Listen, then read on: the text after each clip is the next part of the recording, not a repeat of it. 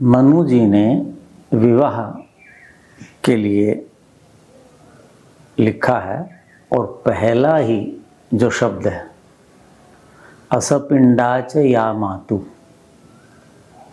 जो स्त्री माता के पिंड की न हो उससे विवाह करें। यानी एक व्यक्ति को लक्ष्य किया, पुरुष प्रधान समाज है तो पुरुष को कहा कि पुरुष जब विवाह करे तो कैसी युवती होनी चाहिए, कैसी स्त्री होनी चाहिए जो माँ के पिंड की न हो। यही नियम स्त्री पे लागू होता है। स्त्री जब विवाह का निर्णय ले तो वो ये देखे कि पुरुष जो है वो मेरी माँ के पिंड से तो नहीं है,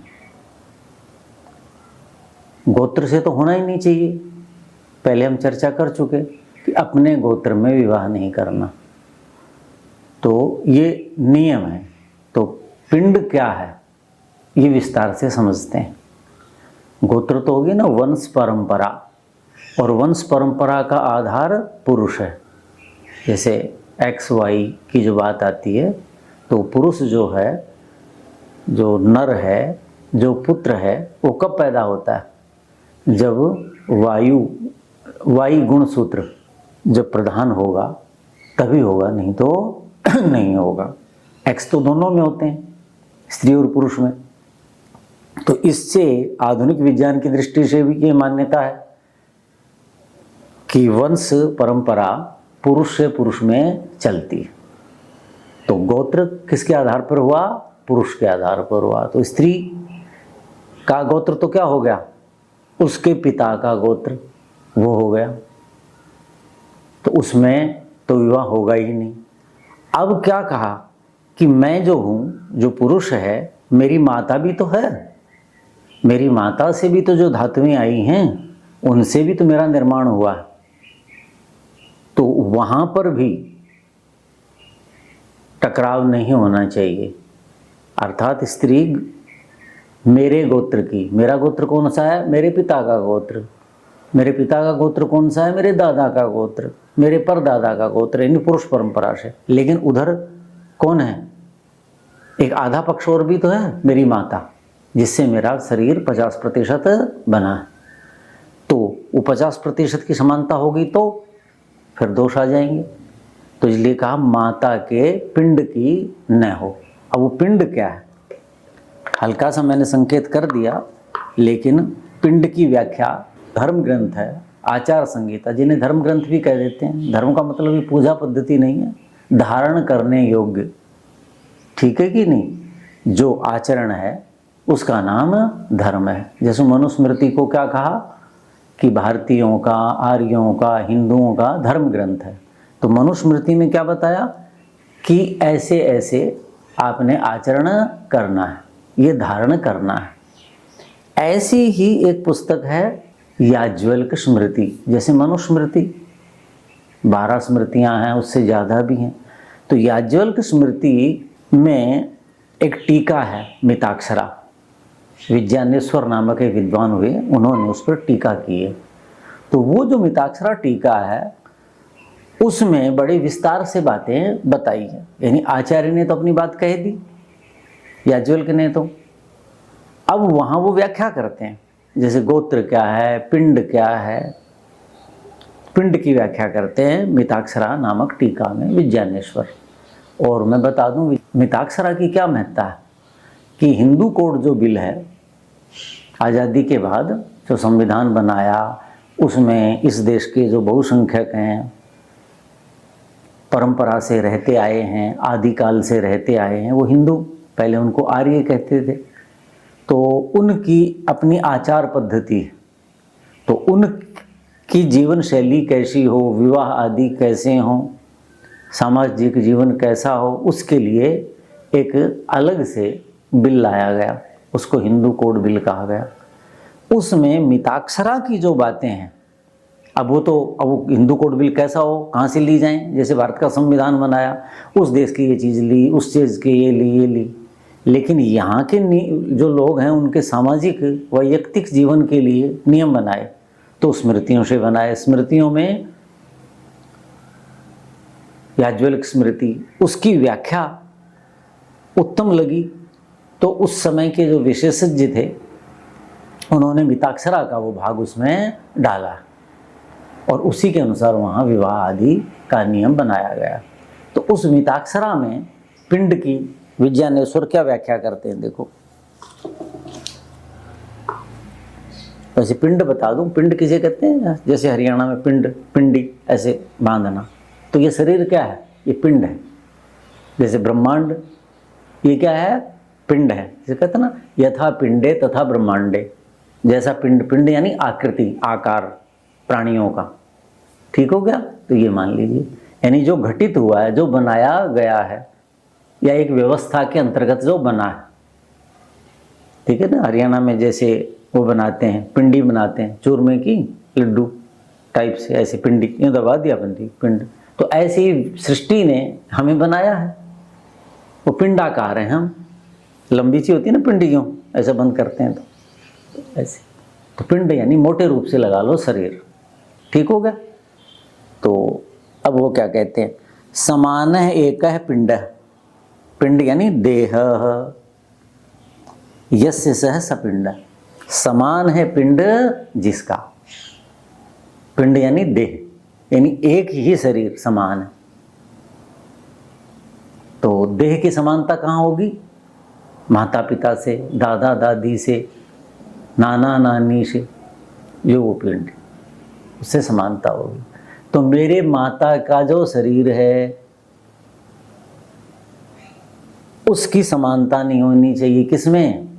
जिससे मैं विवाह करने जा रहा हूँ। तो माता की शरीर की समानता क्या होगी कि माता के अंदर जो धातुएं हैं जिनसे माता का शरीर बना है उससे उसकी समानता न हो। तो माता से समानता कैसी हो सकती है कि माता की जो बहनें हैं, ठीक है कि नहीं, उनके जो उससे पहले के जो पूर्वज हैं, माता की माता, मातामही, मेरे नाना आदि, मामा आदि, तो सब क्या हैं? माता के सपिंड हैं, यानी मातृपक्ष। मेरे जो मातृपक्ष है, पितृपक्ष तो हो गया यहाँ का, माँ कहाँ से आई है? दूसरे कुल से आई है। तो वो जो दूसरा कुल है उसका जो धातु समुदाय है, रक्त मांस आदि, वो नहीं होने चाहिए। वो सपिंड, समझ गए? ये कहा न तथा स अपिंड है, जो ऐसा नहीं है वो क्या है? अपिंड हुआ। तो सपिंड समान पिंड समान देह। तो मेरी माँ की जो कुल परंपरा है उससे दूर की कुल परंपरा में जो पैदा हुई स्त्री है, जो युवती है, वो क्या हो जाएगी? मेरी सपिंड नहीं होगी, उससे विवाह मैं कर सकता हूँ। मैं का मतलब व्यक्ति, पुरुष, ये का। सपिंडता किसे कहते हैं? एक देह अन्वयन भवति। एक देह का अन्वय माने एक के बाद दूसरा, एक के बाद दूसरा, पीढ़ी दर पीढ़ी चले आ रहे हैं, वो सब सपिंड कहलाएंगे। पुरुष के भी सपिंड होंगे, पुरुष के भी सपिंड होंगे, लेकिन यहाँ क्या है कि स्त्री का जो है वो गोत्र नहीं कहा। क्या कहा मनु ने, याज्ञवल्क्य ने और आचार्यों ने क्या कहा कि भाई माता के पिंड की न, माता के गोत्र की तो हो सकती है। तो पिंड क्या हुआ? पिंड की एक अवधि है, गोत्र की अवधि नहीं है। गोत्र तो आदिकाल से चला आ रहा है। आपका हमारा गोत्र हमें पता ही नहीं कब आरंभ हुआ था, लेकिन पिंड का पता चल जाएगा। पिंड की एक अवधि है, आगे उसका वर्णन करते हैं, इसलिए पिंड शब्द अलग कहा। नहीं तो यूं भी कह सकते थे जो आपके गोत्र की न हो, यानी सगोत्र न हो, जो माता के गोत्र की न हो, ऐसा कह सकते थे। लेकिन वहां स्थिरता है, स्थिरता है। क्यों? गोत्र की एक अवधि है ना, पिंड की एक अवधि है, गोत्र की कोई अवधि नहीं है, सीमा नहीं है। तो ये कहा सपिंडता क्या है? देह अन्वयन भवति। देह अन्वय से, देह का जहां संबंध है वहां तक है। अब देह का संबंध मान लीजिए आज से 5000 साल पहले, 3000 साल पहले से भी तो हमारा संबंध है। गोत्र तो पुराने चले आ रहे हैं, ये यादव हैं, ये पुरु हैं, ये वशिष्ठ हैं, ये आत्रेय हैं, ऐसे अलग अलग गोत्र चल रहे हैं कि नहीं चल रहे। तो ये इक्ष्वाकु हैं, ये राघव हैं, ऐसा। तो वो तो परंपरा बहुत लंबी है। पिंड का ऐसा नहीं है। जैसे पुत्र से शरीर अन्वयन पित्रा सह, पुत्र और पिता का संबंध, ये भी सपिंड है, ठीक है कि नहीं। लेकिन पिता का गोत्र मेरा गोत्र क्या है, दोनों का एक है और बहुत पहले से है। तो ये कहा एवं मातामह आदि, इसी प्रकार पितामह दादा भी आदि, पितृद्वारेण शरीर अन्वयतः एवं, ऐसे पिता के द्वारा, पिता के पहले के पहले के पहले के, वो सारे क्या हो जाएंगे, पिता के सपिंड कहलाए।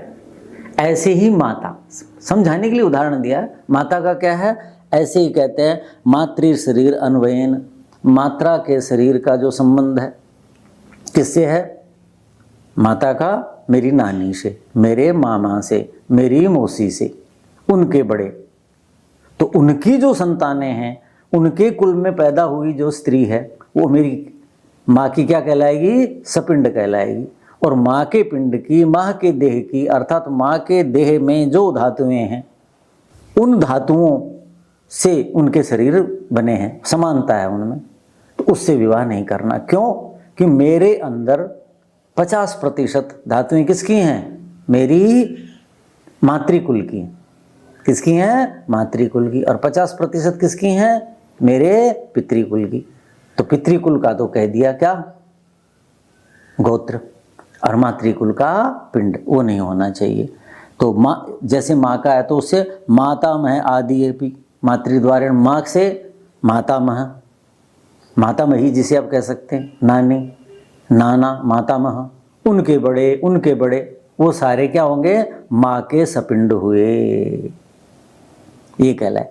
तो कहते हैं ऐसे मातृ स्वश्री, मातुल आदि भी, माँ की बहन और मामा, ये सारे क्या हुए, एक शरीर अन्वयात, एक शरीर का संबंध है इनका। आपने देखा होगा समाज में ऐसा, कुछ समाजों में जहाँ संख्या कम है, जाति के कारण विवाह करते हैं, वहाँ ऐसे विवाह मिल जाते हैं। उनको समाज अच्छी दृष्टि से नहीं देखता। क्यों नहीं देखता, क्योंकि इसके प्राकृतिक परिणाम बहुत बुरे हैं। उनकी आगे मैं चर्चा करूँगा। पश्चिम भारत में मामा की लड़की से विवाह करना प्राथमिकता मानी जाती है, उत्तम माना जाता है। तो मामा की लड़की तो क्या होगी, माँ की सपिंड हो गई, यानी बहन भाई के बच्चों में शादी हो गई। मामा की लड़की क्या हुई, बोलो मेरी माँ की, मेरे माँ का भाई जो उसकी बच्ची हो गई, और मैं बोलो कौन हूँ, बहन का बेटा हूँ, तो बहन भाई के बच्चों की शादी हो गई।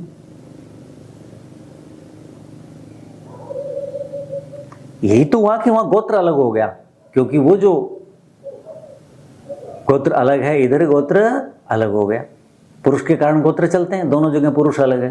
कुछ जगह क्या है, ऐसा भी होता है, दो बहनें हैं, अलग अलग स्थानों पे ब्याही गई और उनके एक बेटा एक बेटी है, उनका विवाह हो जाता है, कर लेते हैं कुछ लोग। तो क्या हुआ, गोत्र तो अलग हो गया वहां, क्योंकि गोत्र तो पिता के अनुसार चलेगा।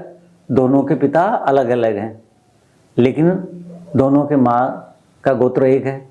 तो माँ के गोत्र की बात नहीं की, क्यों गोत्र हो जाएगा तो बड़ा लंबी प्रक्रिया हो जाएगी। लेकिन वहाँ है पिंड एक है दोनों के। क्यों कि दोनों का जन्म किससे हुआ है, एक ही माता पिता से हुआ, एक ही शरीर से हुआ। तो माँ के पिंड की होगी ना, इस दृष्टि से तो ये कहा। तो पिंड का मतलब क्या हुआ, पिंड का मतलब क्या हुआ, देह, शरीर। तो सपिंड का मतलब क्या हुआ कि जो देह है, शरीर है, उसके समान शरीर है जिसका। समान शरीर का मतलब समान धातुएं हैं जिनकी, जिन शरीरों में वो समान धातुएं हैं। उनमें आपने विवाह नहीं करना, इसलिए लिखा असपिंडा मातु, माता के पिंड की न हो। अब यहाँ दूसरे आचार्य क्या कहते हैं, एक है समान है पिंड का। पिंड का मतलब क्या होता है, जनक, एक ही है समान जनक, पैदा करने वाले यानी माता पिता। तो सपिंड शब्देन अत्र ग्राह्य, तो कहते साक्षात परंपराया व यो मातृजनक पिंड देह ततः ये शाम जन्म ते मातु सपिंडा। माता के पिंड कौन से हुए, माता का जो जनक पिंड है यानी माता को पैदा करने वाला जो शरीर है, उस शरीर से जो पैदा हुए वो सारे सपिंड कहलाए। यदि माता के 3 पीढ़ी 4 पीढ़ी 5 पीढ़ी पहले का जो शरीर है, उससे जो पीढ़ी परंपरा चली, उसमें जो पैदा हुए 3 4 5 पीढ़ियों तक 10 पीढ़ियों तक जो भी हुए, वो क्या कहलाए, सपिंड कहलाए। तो उसमें नहीं होनी चाहिए। मान लो कहें जी ये तो जी हम तो भूल भी गए, बहुत हमारे माँ के कोई 3 पीढ़ी 4 पीढ़ी पहले के हैं वो, और उनके परिवार में वो लड़की पैदा हुई थी, उससे विवाह कर रहे हैं, लेकिन वो तो चल तो रहा है ना। जैसे हम अपने माता पिता के 1/2 हैं, माता का 1/2, पिता के 1/2, 50%, और हम अपने दादा के क्या हैं 1/4, दादी के क्या हैं 1/4, ऐसे ही है ना। और उधर नाना और नानी के 1/4 1/4, कितना हो गया, पूरा हो गया कि नहीं, 1। तो ऐसे नीचे 1/8 हो जाएगा, 1/16 हो जाएगा, 1/32 हो जाएगा। तो वहां से जो वो गए हुए हैं वो सारे क्या हैं, सपिंड कहलाते। तो उनसे विवाह नहीं करना। अब ये बात आती है कि भाई हम तो मानव हैं, और मानव सृष्टि जब आरंभ हुई तो एक ही मान लो जोड़ा पैदा हुआ, एक स्त्री एक पुरुष पैदा हो गया सृष्टि के आरंभ में, और उसी से ये सब क्या हुआ। जैसे देखते हो ना, अफ्रीका से सिंह की प्रजातियां, ये चीते आदि लाए गए और यहाँ बसा दिए, तो 1 जोड़ा ले आए, 2 जोड़े 3 जोड़े ले आए और यहाँ छोड़ दिया, और वो यहाँ उनकी संतानें पैदा हो रही, खुशियाँ मनाई जाती। अच्छी नस्ल की कोई गाय, अच्छी नस्ल की भैंस, अच्छी नस्ल का कोई घोड़ा, कोई भी प्राणी ले आते हैं, कुत्ता ही लोग पालते हैं, और उससे क्या होता है, संतान, और बाद में क्या हो जाती हैं, वो असंख्य हो जाती हैं। ऐसे ही हम हैं मनुष्य, सृष्टि के आरंभ में गिने चुने होंगे, सृष्टि के आरंभ में थोड़े होंगे। तो हम सबका पूर्वज कौन हुआ, एक। तो फिर तो हम सब सपिंड हुए, फिर तो हमारा विवाह नहीं होना चाहिए। तो इसका परिहार करते हो, इसका परिहार करते हैं कि सपिंडता क्या है। मैंने कहा था गोत्र तो अनादि है, गोत्र जो है उसकी कोई सीमा नहीं है। गोत्र में तो आप विवाह कर ही नहीं सकते, चाहे 3000 साल पुराना हो, 5000 साल पुराना हो, वो एक ही चलेगा वंश परंपरा से। पिंड क्या है, वो कहते हैं कि पिंड में एक अवधि है, एक सीमा है, ठीक है। तो उसमें अनवस्था दोष न आ जाए, क्या न आ जाए, अनवस्था दोष आ जाएगा, फिर तो विवाह होंगे ही नहीं। तो उसके परिहार के लिए कहा कि पिंड जो है उसकी एक अवधि है। क्या, वैसे तो मैंने बताया सपिंड, हम सारे सपिंड हैं जितने भी स्त्री पुरुष हैं, लेकिन उसकी अवधि क्यों निश्चित कर दी कि जब हम 1/64 हो जाते हैं अपने माता के कुल से, माता का 1/2 है, लेकिन जब 1/64 हो जाएं हम, यानी और पीछे जाते जाइए और पीछे जाते जाइए, वहाँ की कोई स्त्री मिले उससे विवाह आप कर सकते हो 1/64 के बाद। क्यों, क्या कहा, सपिंडता तू पुरुषे सप्तमे निवर्तते। मनु कहते हैं सपिंडता 7वें पुरुष, पुरुष तो समझ गए ना, ये प्रथम पुरुष, ये द्वितीय पुरुष, यानी पीढ़ी, पुरुष का मतलब पीढ़ी, 7वीं पीढ़ी पर सपिंडता समाप्त हो जाती, अनवस्था दोष न आ जाए, फिर तो व्यवस्था ही नहीं बनेगी, विवाह होंगे ही नहीं। तो अपने गोत्र में तो करना ही नहीं है, लेकिन 7 पीढ़ी बीतने के बाद माता के गोत्र में अर्थात माता के पिंड में, गोत्र तो इसलिए नहीं कहा ना क्योंकि गोत्र तो बड़ा लंबा हो जाएगा, तो इसलिए माता के लिए पिंड शब्द का प्रयोग किया कि तो माता के परिवार से, माता का जो गोत्र है, माता का जो कुल है, उसमें 7 पीढ़ी बीत चुकी हों तो वहाँ की स्त्री मिल जाए, युवती मिल जाए आपके जीवन साथी के रूप में, तो आप उससे विवाह कर सकते हो। तो सपिंडता 7वीं पीढ़ी में, सप्तमें पुरुष से 7वां जो पुरुष हो गया, आज हम मान लो विक्रमादित्य आज से 2000 साल पहले हुए, तो विक्रमादित्य का कौन सा कितना पुरुष हुआ होगा? 20 साल की एक पीढ़ी, तो कौन सी पीढ़ी कितनी पीढ़ी होगी? 20 की एक हुई तो 2000 में कितनी होगी? 200, 100वां पुरुष। हम क्या हैं? मान लो विक्रमादित्य की संतान है तो हम क्या हैं? 100वां पुरुष है, 100वीं पीढ़ी। आगे बात समझ में? तो ये चीज है। तो मनु कहते हैं कि सपिंडता की अवधि क्या है? 7 पीढ़ी है। और आचार्य भी कहते हैं, क्या कहा? सप्त पुरुष अवधया सपिंडा स्मर्यन्ते, 7 पुरुष ही अवधि हैं जिनकी ऐसे सपिंड कहे जाते हैं। तो पिंड की बात समझ आएगी। पिंड का मतलब देह है, देह का मतलब शरीर के अवयव हैं, और वो 7 पीढ़ी तक उनका प्रभाव रहता है। अब 7 पीढ़ी क्यों किया? आज के मैंने जैसे इस पे यूजीसी के प्रोजेक्ट पे काम किया था, तो वहाँ मैंने जेनेटिक्स के लोगों से बात की, तो पशु आनुवंशिकी, ठीक है जी, और उधर मानव आनुवंशिकी, ह्यूमन जेनेटिक्स, इन सब से पूछा। ये चीज़ें सब में लागू होती। तो इसको क्या कहते हैं? इनब्रीडिंग कहते हैं। क्या कहते हैं? वो इनब्रीडिंग कहते हैं। यानी 7 पीढ़ी तक 7वें पुरुष से पहले यदि आप विवाह कर लेंगे तो इनब्रीडिंग कहलाएगा, और उसके बहुत बड़े दोष होते हैं। आने वाली संतानों में मानसिक आदि ऐसे विकृतियां आती हैं। तो ये कहा कि सपिंडता जो है वो, तो आज का विज्ञान भी क्या कहता है कि जी मान लीजिए अब से पहले 7वीं पीढ़ी 8वीं पीढ़ी में किसी को दमा का रोग था, किसी को टीबी थी, वो जो लोग वंश परंपरा से चलते हैं, किसी को अर्श था, तो कहते हैं कि वो जो दोष था वो 7वीं पीढ़ी के बाद इतना न्यून हो जाता है, इतना न्यून हो जाता है कि वो दोबारा, यदि वो धातुएं दोबारा मिल लें, मान लो 8वीं पीढ़ी या 9वीं पीढ़ी के बच्चे आपस में क्या कर लें, माता के पिंड के हो जाएं और युवा युवती विवाह कर लें, तो वो दोष फलीभूत नहीं होगा, वो दोष इतना हानिकारक नहीं होगा। हमारे यहाँ इसके लिए शास्त्र का नियम बना दिया। क्या नियम बना दिया?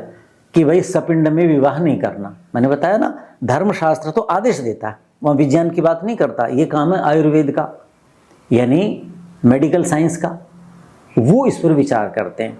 तो मेडिकल साइंस वाले क्या कहते हैं ये हम आगे चिंतन करेंगे। तो सपिंडता क्या हुई? 7 पीढ़ी तक जो संबंध हैं, रक्त धातुएं हैं, उनको सपिंड कहते हैं। उनसे विवाह नहीं करना चाहिए। क्यों? क्योंकि 7वीं पीढ़ी तक वो दोष प्रबल रहते हैं, धीरे धीरे क्षीण हो रहे हैं।